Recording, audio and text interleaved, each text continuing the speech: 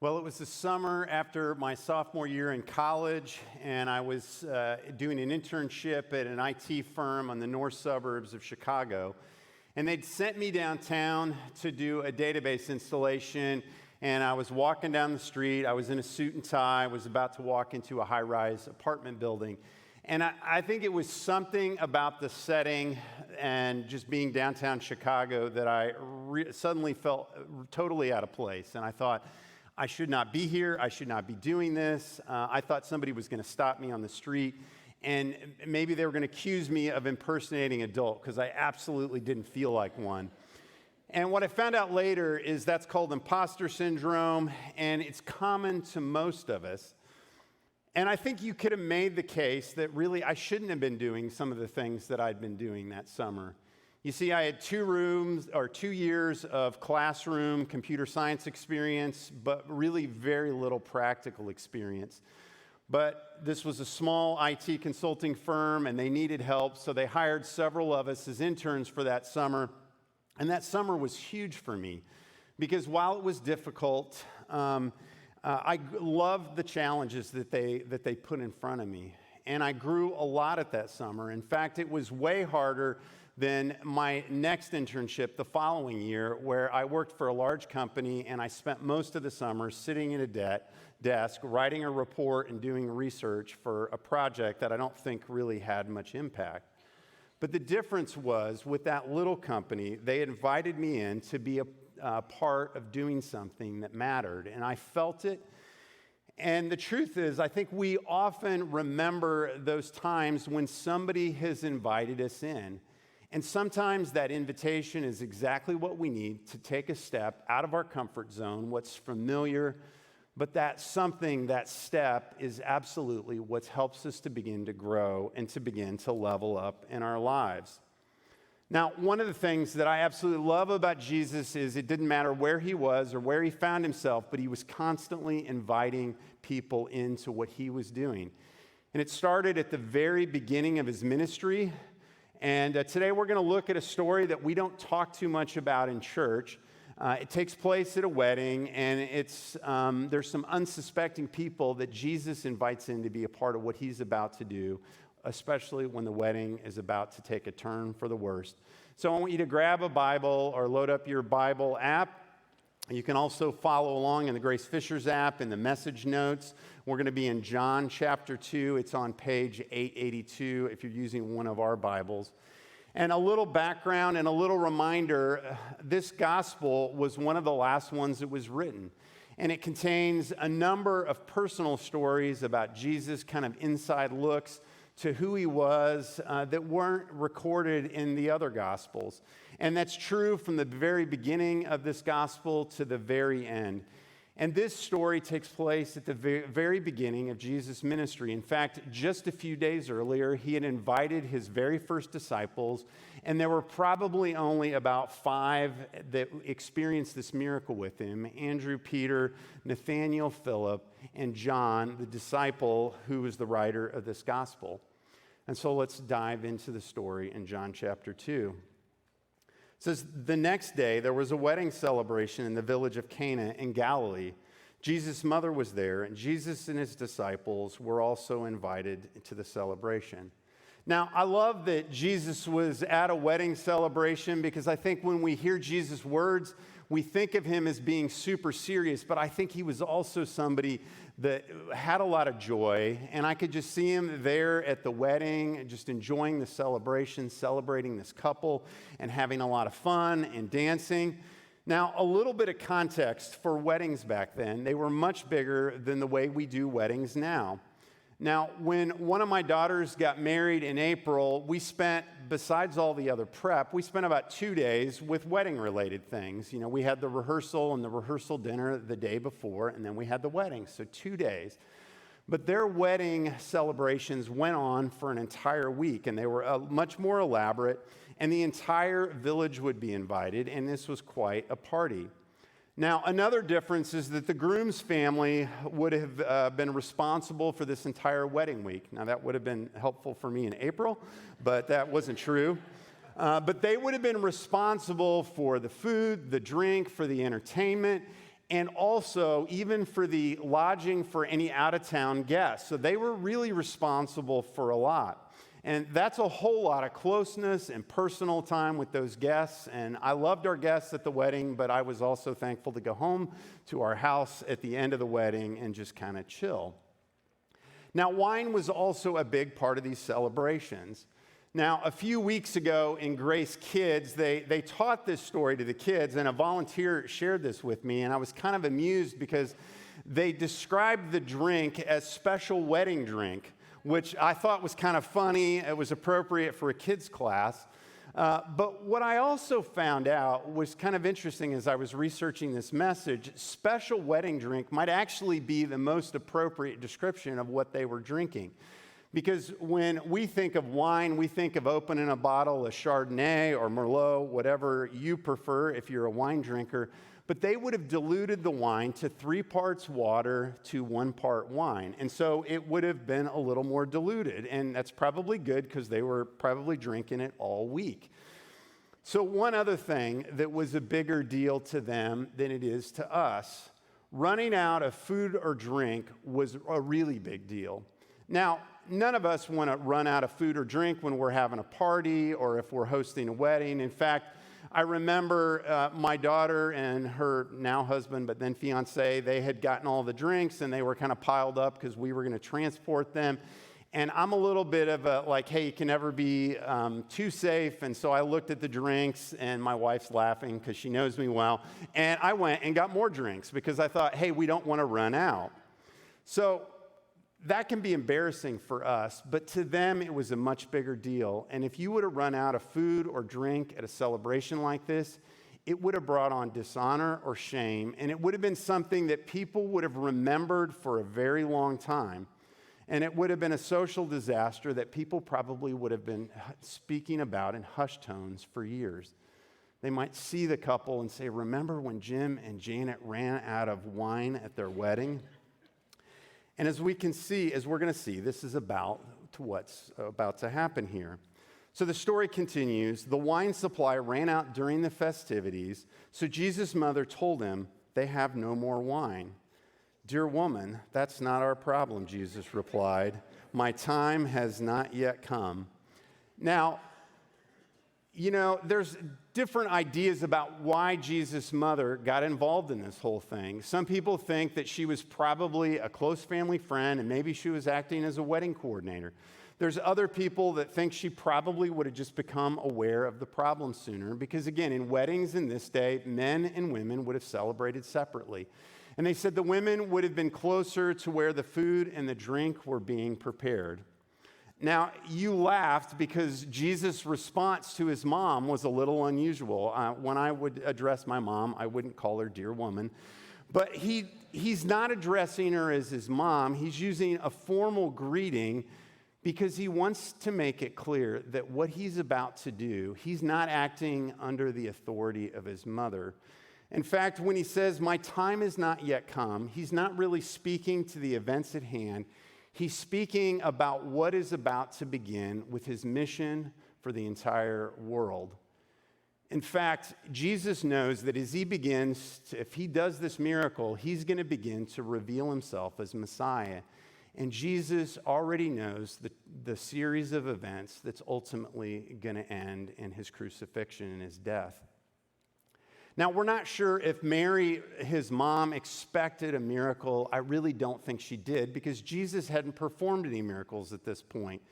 But you have to remember that she was a widow, and she had likely learned to rely on Jesus, her firstborn son, to help her solve and fix problems. And so she trusted him, and she knew that this was going to get solved if she left this in Jesus' hands. And I think we could pause right there and go, if we didn't take anything else away from this story, I think that's an excellent point, that we can remember that if we place something in Jesus' hands, he'll take care of it. And she demonstrates her trust in her son when she says this, but his mother told the servants, do whatever he tells you. Now, I'm sure what the servants are probably thinking is, And I don't know if they knew Jesus or not, but they probably thought, okay, this guy's going to send us down to Cana Discount Liquors, and he's going to have us get a bunch more wedding wine and bring it back, and the party will continue. But Jesus does something completely unexpected. Standing nearby, there were 6 stone water jars used for commercial washing, ceremonial washing. Each could hold 20 or 30 gallons, and Jesus told the servants, filled the jars with water. Now, I'm sure the servants were a little bit puzzled. It probably took a little bit of faith on their part because they don't know what Jesus is up to. These would have been large jars that they would have stored water in because the Jews had a variety of ceremonial washings, like it may have been that the guests would have washed their hands before they started the wedding ceremony. And so I wonder if they're thinking about what Jesus is up to, and they're probably very curious. And so when Jesus says this, I think they were really curious. When the jars had been filled, he said, now dip some out and take it to the master of ceremonies. So the servants followed his instructions.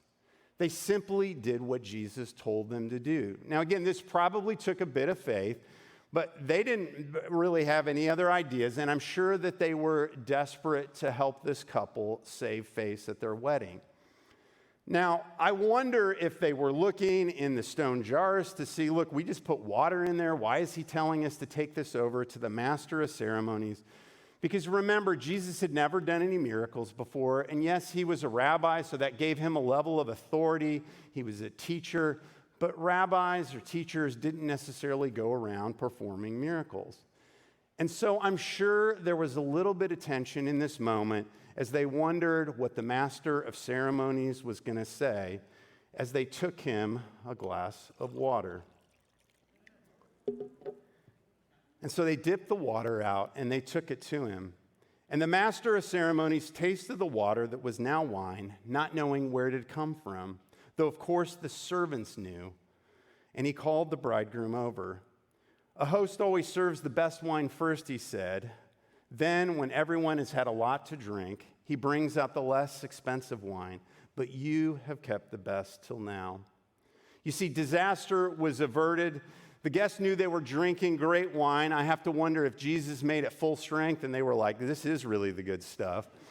But they had no idea how this had happened. Now, here's what I don't want us to miss in this story.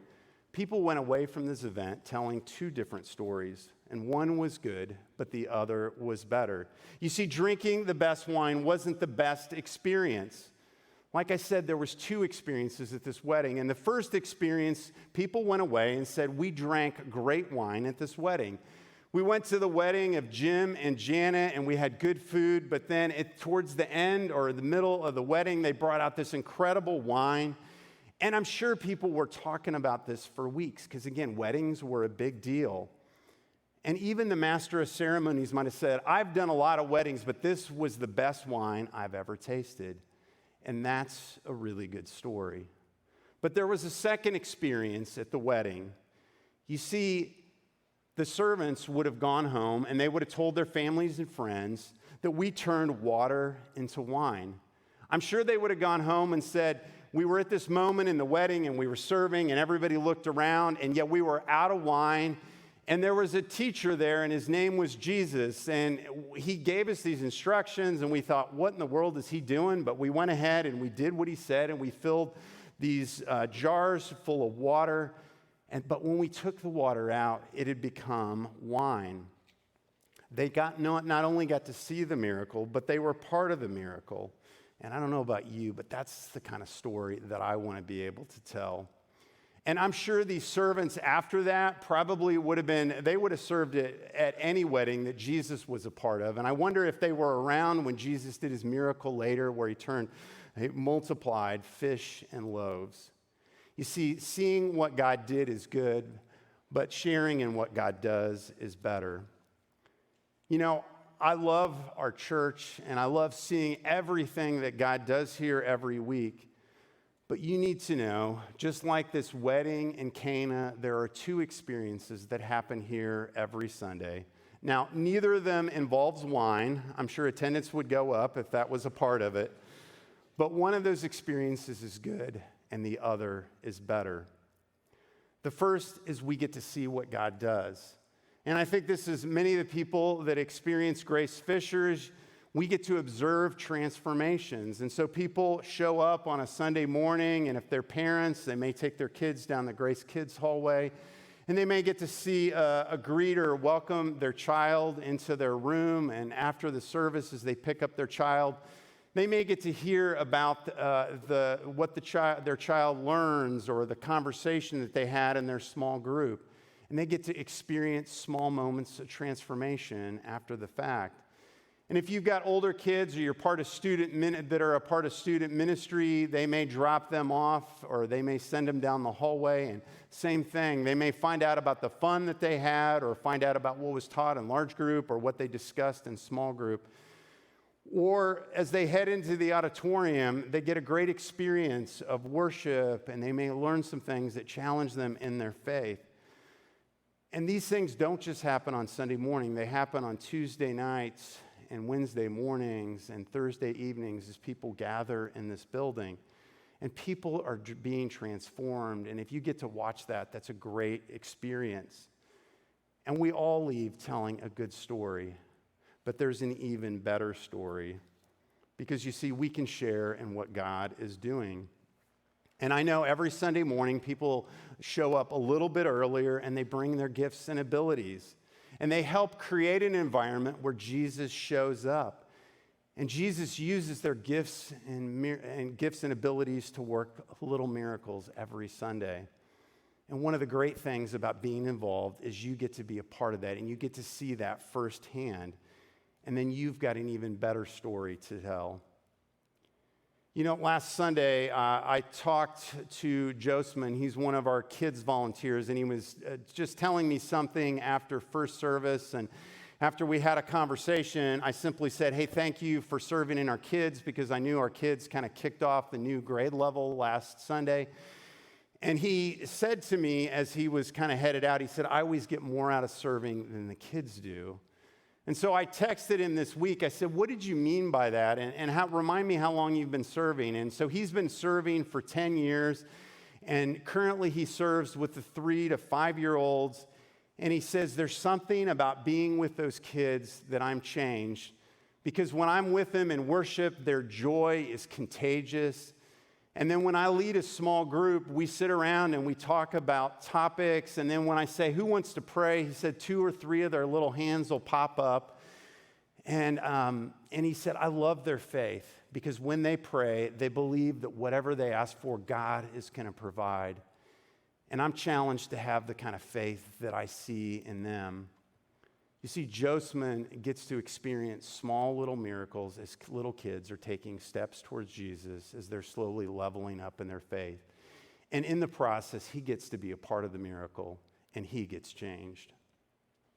You know, and I would say anybody that serves, whether you serve in worship and production, or you serve in student ministries, or you're welcoming people, or maybe you're involved in after-service prayer, or whatever you do, maybe that's behind the scenes to help make this place happen, you understand that you get more out of it than you give.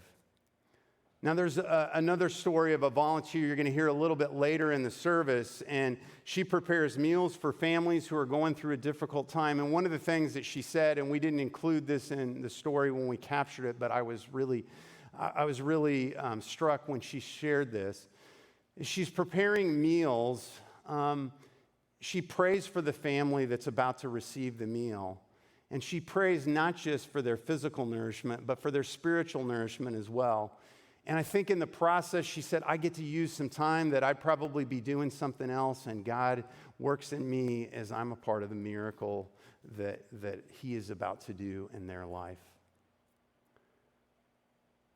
Now, I think if we're honest, there are lots of things that keep us from taking a step like that. There's a lot of barriers that we can put up. And sometimes it may be simply, I'm not sure that I have what it takes. I think it's easy for us, like I was when I was in college, to think, man, I don't, I'm afraid to take this step. And it's easy for us to let fear or anxiety allow us to take the step that we need to take.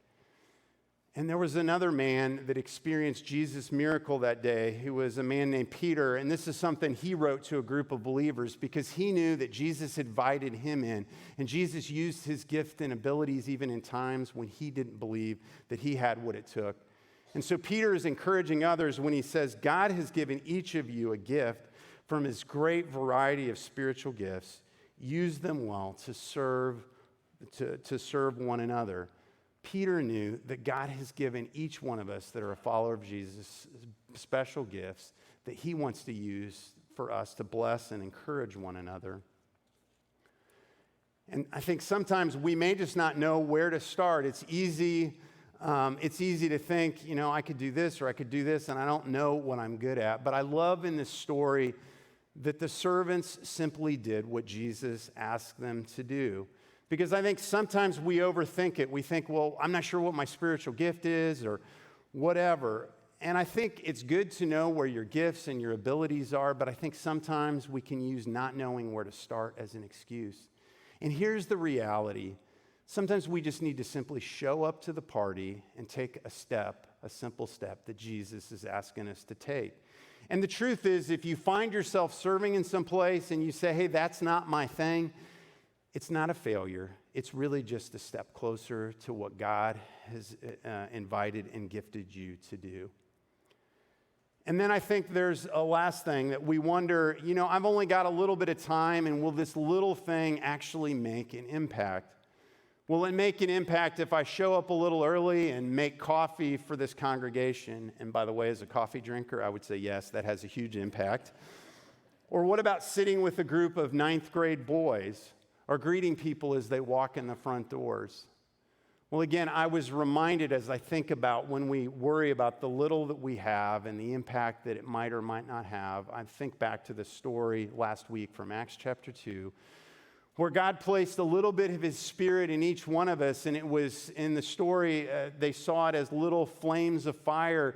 But when we gather together and we bring those small flames in, I think it creates a bonfire. It's also like what we're doing almost every month, the $4 for the community, and we all make a little small gift, and together God multiplies it, and it has a big impact. And so I think there's a lot of reasons that we cannot take the step, but what I want to challenge you to do is, like last week, is to consider, is God asking you to take a step? And there's a variety of steps. For instance, if you're not serving here at Grace Fishers, I want to challenge you to level up by being part of the miracle that God is doing at Grace Fishers. You may not know it, but to create the kind of experience that we think people are going to feel seen and loved here at Grace Fishers, it takes almost 180 volunteers a weekend. And that's 85 volunteers, by the way, just down the kids' hall alone, because of kids and student ratio, and because we want those kids loved and seen, and we want the small groups small enough. And so that's a lot of volunteers, but we're about 40 volunteers short across the month. We need 40 additional volunteers to step in, and those volunteers are in all sorts of areas: worship and production, kids ministry, like I said, and student ministries, and we need people for first impressions, particularly at the 11 o'clock service. But the best way to take a step, if that's you and you're not sure where to serve, is simply pull out your phone, fire up the Grace Fishers app, and I really don't care if you do this right now. If you fire it up, the first thing that'll pop up, you might have to refresh your page, you'll see a little serve page, and you can click on there and say learn more, and you'll see 19 different service opportunities that you can take a step in. And we wanted to make this really easy on you, and the very first one at the top of the list are 15-minute serve opportunities, and those are opportunities you just simply have to show up 15 or 20 minutes early to a service to be a part of. And so I want to encourage you, if you're not serving here, to take that step. The next thing that you can do, maybe you are serving here and you're looking for an additional way to take a step, you can level up by serving with one of our ministry partners. You see, the miracle that happens, that God's doing, isn't just happening here at Grace Fishers. It happens through our ministry partners.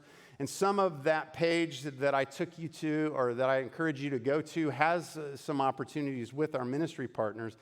But we also have one coming up a week from Monday with one of our partners, the Grace Care Center.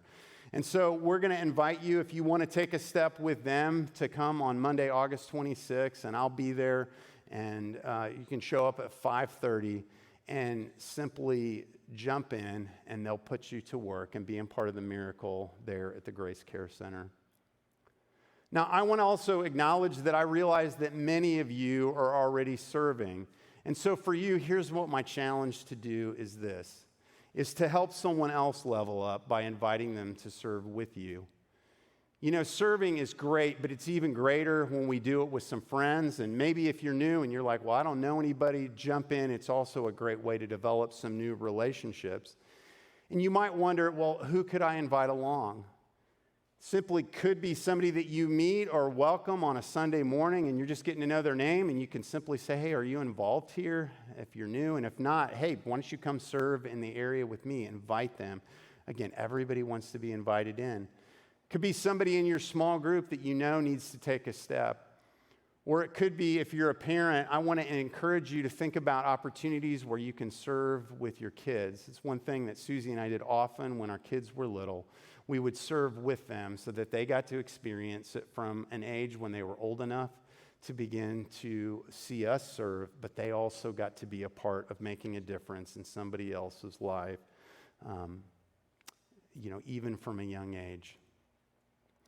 No matter how or small or ordinary we think the thing that we have capacity to do is, Jesus can take that thing and he can multiply it. And he can use us to be a part of the miracle that he's not just doing here at Grace Fishers, but he's doing all across Fishers, and that he wants to do around the world. And the truth is, when we take that step, we will have a better story to share.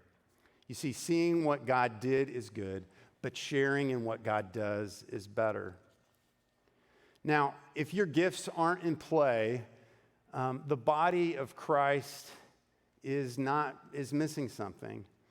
And I was thinking about how an airplane can fly without all of its engines working, and I texted one of our attenders here, Eddie, that's a pilot, and I said, hey, is this a real thing? And he said, yeah, I fly an Airbus A321, and it's got 2 engines, and it cruises at 35,000 feet when both engines are running, but it can fly with 1 engine. And when it does, it can only go about 15,000 feet.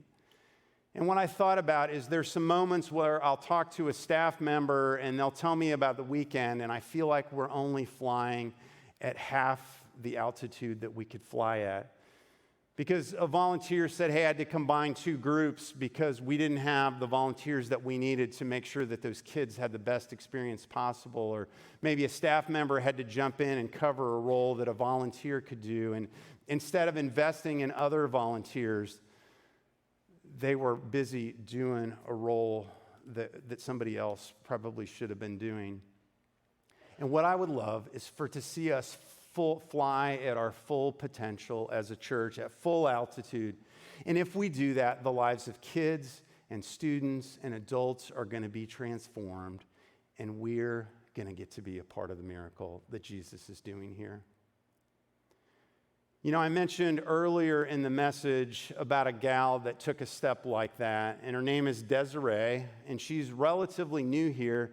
And she wanted to make a difference, and she wasn't sure what it would be, and she had some limitations. But what I love is that she took a step, and she reached out. And what you're about to hear is that she's not only been a blessing to other people, but God is using her to create that miracle in others' lives, and she's blessed in the process. So here's Desiree's story. My name is Desiree, and my husband Jacques and I have 3 kiddos, ages 5, 3, and 1. And we're both from South Africa, and we moved here 7 years ago. And at the end of 2022, we were kind of just looking for a new church with just a smaller family feel. And we arrived at Grace Fishers, and we felt right at home, and we've been here ever since. So after becoming members, I just spent some time praying about ways in which I could serve. And so I stay home with my kids and we don't have any family around, so serving out of the home can sometimes be a little more challenging. And so I spent some time praying, and I really felt led by the Spirit to make meals for families who might be going through some rough times. And so I reached out to Wendy Herberg and asked if that's something that I could get involved with. And she let me know that that is actually something offered at Grace Fishers, and that if there are families going through some tough times, whether it be due to illness, losses, or maybe just life transitions, that the church does like to provide meals for those families. And so she helped me to get connected with that. And the following day, there was a family who had the need arise, and I was able to help them out and serve in that way. So that was wonderful confirmation. I can tell that the families really appreciate it, and that even though it feels like something small that I'm doing for them, I can just tell that it helps a lot to just take that load off when it comes to mealtime and just having a meal delivered in those harder seasons. I can just see that it really helps them. Through the serving, I've just seen in my personal life a lot of prayers answered. One of the specific prayers was for me to be connected to a women's group, and I was connected with a wonderful group of ladies through the women's Bible study. And so throughout that all, I just feel a lot of support, which has been important for us, not having family here, to just really feel like we belong. And our family as a whole, we feel like we're part of Grace Fishers, and I'm thankful for all the connections I've made and members that I've met just throughout my little bit of serving that I've done. It's been hard to step out of my comfort zone to serve, and since doing that, even just the small thing of just making some meals for some families, that kind of led me to feel more confident to serve in other ways. And so since then, I've gotten involved in workday volunteering, and this year I volunteered at Kids Camp. And so that's just given me a new appreciation for all the staff members here at Grace Fishers and all the volunteers that work so hard to make this the wonderful church that it is. And so I'm thankful both as a member and as a parent, and being able to serve just allows me to connect better and for me to just continue growing. So when the idea of cooking meals for families came up, at first I wasn't sure if it was something I should even ask about, since that's not something that I've seen around church or a need that I thought might actually be there. But I decided to take the chance and reach out, and I'm so thankful that I did, because not knowing that there actually was really a need and that there'd be one again the following day, don't be hesitant to reach out and find out, even if you can help in a small way. It might feel like something small for you, like cooking a meal that can be placed in a freezer and can get to a family at some point, or helping out maybe once a month. You don't have to feel like it's this huge commitment, and don't let the time feel like a barrier to you. Just try and put yourself out there for something small, and some big things could really come from it. It could be a real big blessing, not only for you, but for the others.